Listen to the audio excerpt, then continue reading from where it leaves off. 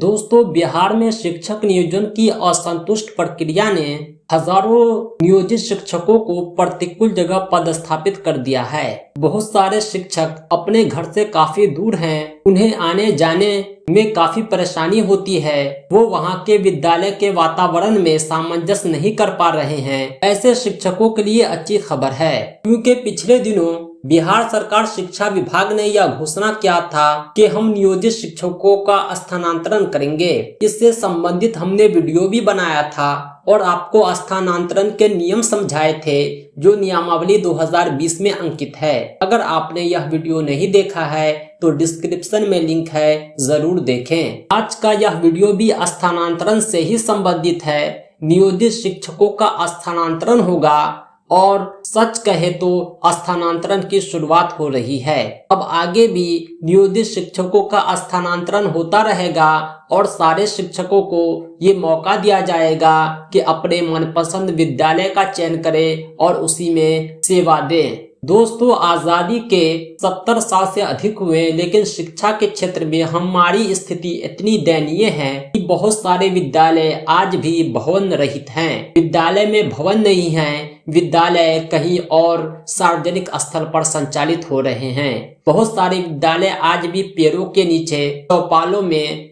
सड़क किनारे, चौराहों पर संचालित हो रहे हैं। दोस्तों, ये सब बातें तो आपको विश्वास हो न हो, लेकिन जब मैं आपको लेटर दिखलाऊंगा तो आपको भरोसा होने लगेगा। शिक्षा विभाग ने एक लेटर जारी किया है और कहा है कि राज्य में वैसे 2 या 2 से अधिक विद्यालय जो एक ही विद्यालय के भवन में संचालित हैं, उन्हें एक विद्यालय में सामंजित कर अतिरिक्त शिक्षकों को अन्यत्र स्थानांतरित किए जाने के संबंध में, यानी राज्य में अभी भी ऐसे विद्यालय हैं जिसके पास भवन नहीं है, वो किसी नजदीक के विद्यालय में कक्षा का संचालन करते हैं। सरकार ने कहा है, शिक्षा विभाग ने कहा है कि हम ऐसे विद्यालय को मर्ज करेंगे और जो अतिरिक्त शिक्षक हैं, जो किसी और विद्यालय के शिक्षक पदस्थापित होकर कक्षा का संचालन कर रहे थे, उन्हें हम अन्यत्र कहीं और स्थानांतरण करेंगे। दोस्तों, ऐसे विद्यालयों की संख्या कम नहीं है, बल्कि बहुत है। शायद आपका विद्यालय भी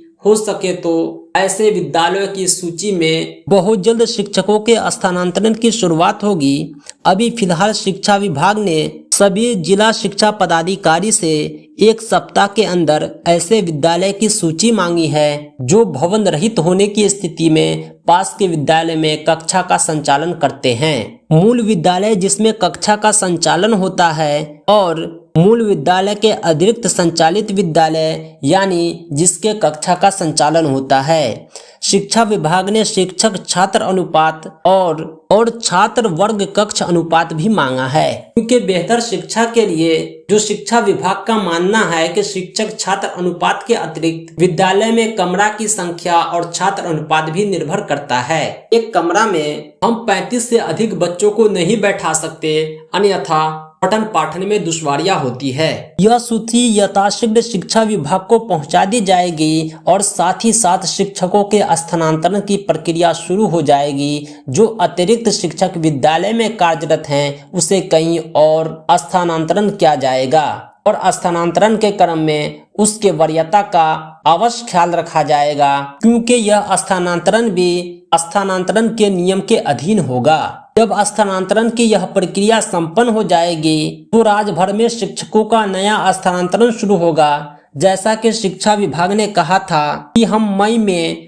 स्थानांतरण की प्रक्रिया की शुरुआत करेंगे और यह जून में संपन्न हो जाएगा। तो स्थानांतरण के इच्छुक सारे नियोजित शिक्षक प्रतीक्षा करें। शिक्षा विभाग के आदेश आते ही हम आपको अवगत कराएंगे। दोस्तों, हमारे चैनल पर सीटेट की कंप्लीट तैयारी कराई जाती है। पीडीएफ नोट्स के साथ साथ complete study material individually provide कराए जाते हैं। अगर आप इंटरेस्टेड हैं तो आप हमसे संपर्क कर सकते हैं। हमारा संपर्क सूत्र है 7631314948। इस नंबर पर आप कॉल भी कर सकते हैं और व्हाट्सएप भी, या डिस्क्रिप्शन में दिए गए लिंक के माध्यम से आप अपना बेसिक डिटेल और पेपर डिटेल और सब्जेक्ट भेज सकते हैं। हमारी टीम बहुत जल्द आपसे संपर्क करेगी।